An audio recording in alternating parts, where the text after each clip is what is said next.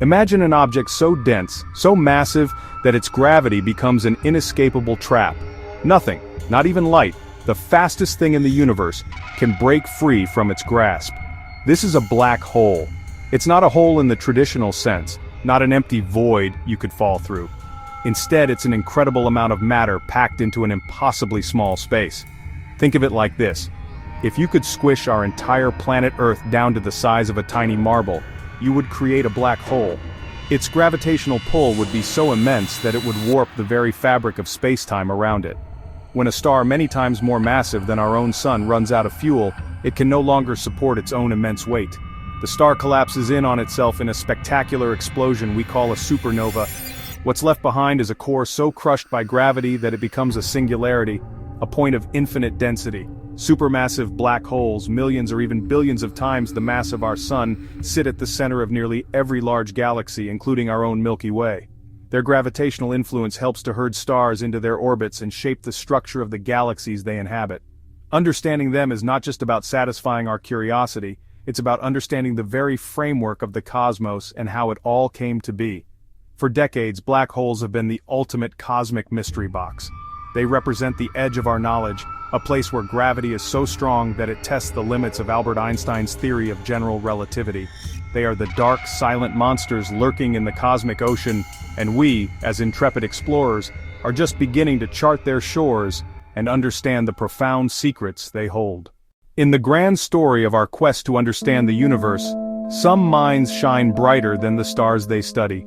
Stephen Hawking was one of those minds.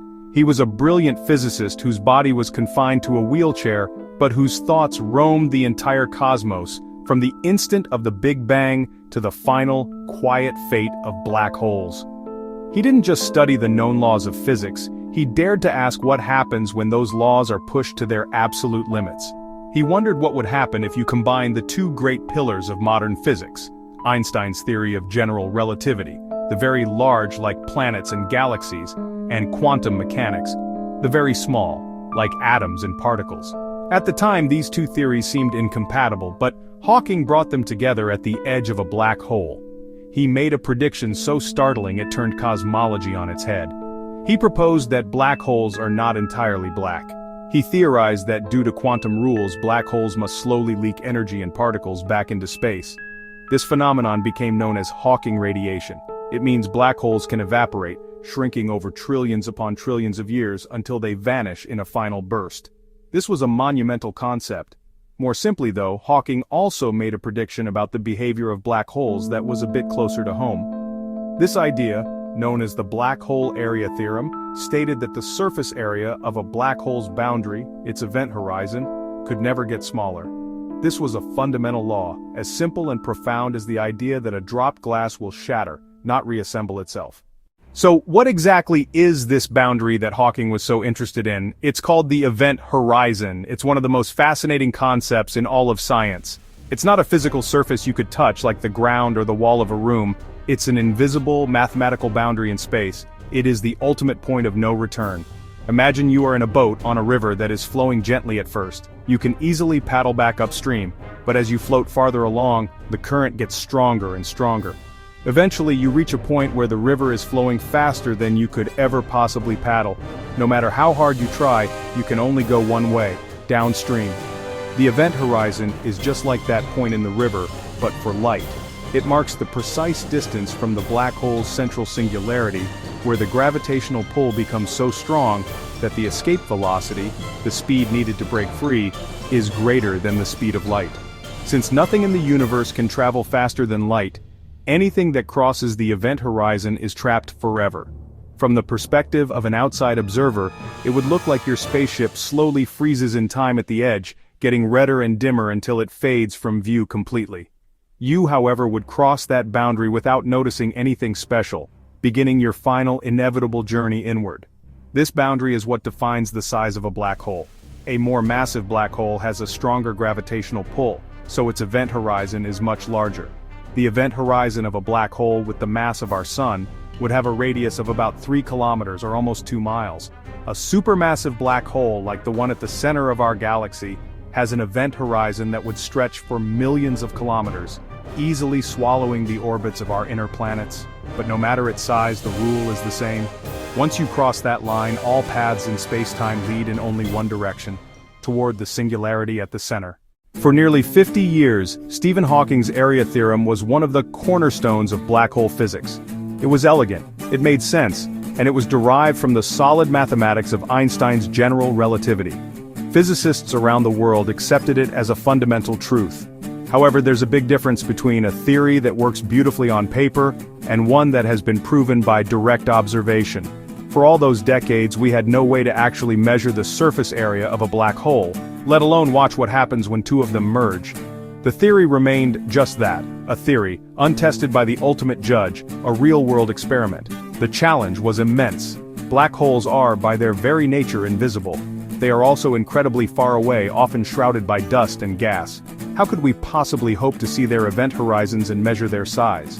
It would be like trying to measure the diameter of a quarter from 100 miles away in the dark. Scientists had strong indirect evidence that black holes existed and behaved as predicted.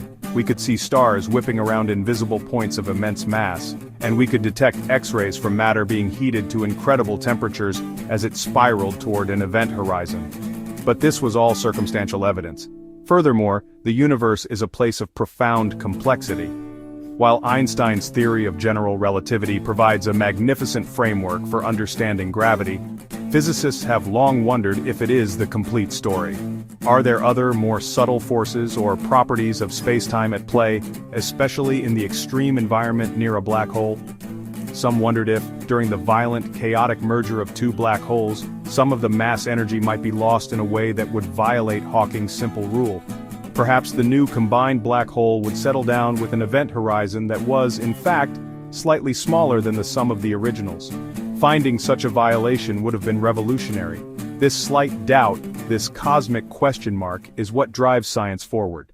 The breakthrough we were all waiting for didn't come from a telescope that sees light.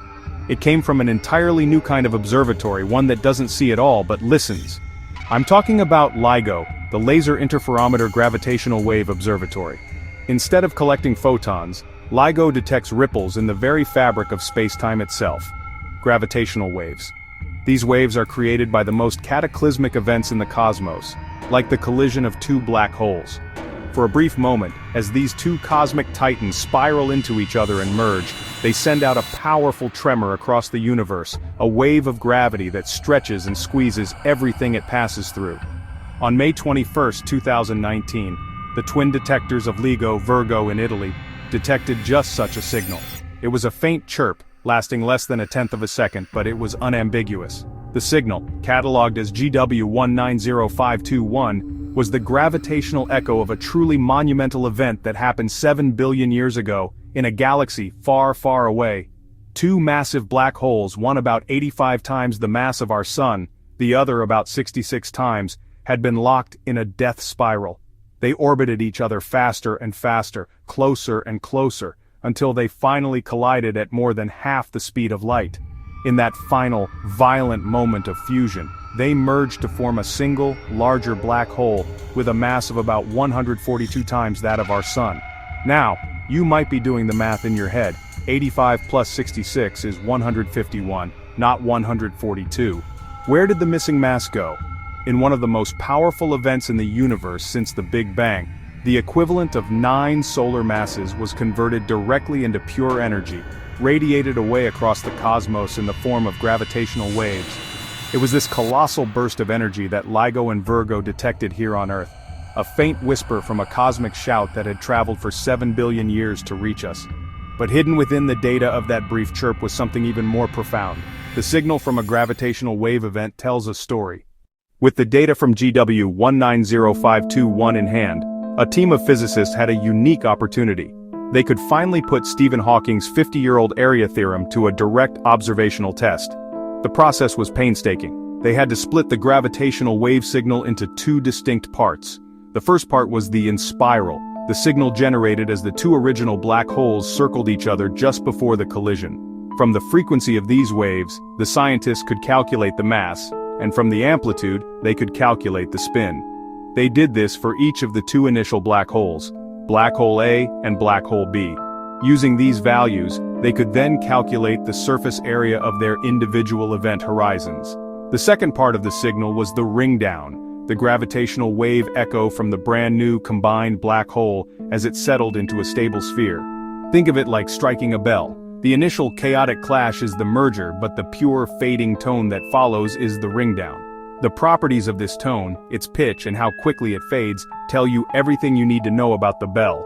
In the same way, the frequency of the ring-down signal told the scientists the precise mass of the final merged black hole. And the damping told them its spin. Now came the moment of truth. They had the numbers. They had the surface area of the two black holes before the merger, and they had the surface area of the single black hole after the merger. They added the areas of the two original black holes together. Then they compared that sum to the area of the final black hole. The result was clear and beautiful. The surface area of the new merged event horizon was definitively larger than the combined surface areas of the two parent black holes. The data showed this with more than 95% confidence, a high standard of proof in the world of physics. Hawking was right. This confirmation is so much more than just ticking a box on a cosmic to-do list. It reinforces our confidence in the fundamental laws we use to describe the universe. Albert Einstein's theory of general relativity has passed every test we've ever thrown at it, and this is perhaps the most stringent test yet. It tells us that this theory, born from a single human mind over a century ago, correctly describes the behavior of gravity even in the most extreme conditions imaginable. By proving Hawking's area theorem, we also gain deeper insight into the mysterious connection between black holes and thermodynamics. Hawking's theorem is mathematically analogous to the second law of thermodynamics, which states that the total entropy, or disorder, in a system can only increase over time. This discovery strengthens the idea that a black hole's surface area is a direct measure of its entropy. It suggests that the laws governing a star collapsing into a black hole are fundamentally linked to the laws governing an ice cube melting in a glass of water. The universe, it seems, follows the same rules everywhere, from our kitchen tables to the edge of infinity. This knowledge also gives us a new, powerful tool for exploring the cosmos. Gravitational wave astronomy is still in its infancy, but it has already opened a new window onto the universe. By studying the details of signals like GW190521, we can test the limits of physics and search for tiny deviations that might point to new, undiscovered phenomena. If the area theorem had been violated, it would have been evidence for new physics beyond Einstein. The fact that it held up so perfectly helps us constrain what that new physics could be, narrowing our search for a more complete theory of everything that finally unites gravity with the quantum world. Ultimately, this discovery solidifies the legacy of black holes as perfect cosmic laboratories. They are not just objects, they are environments where we can see the fundamental laws of nature in their purest form.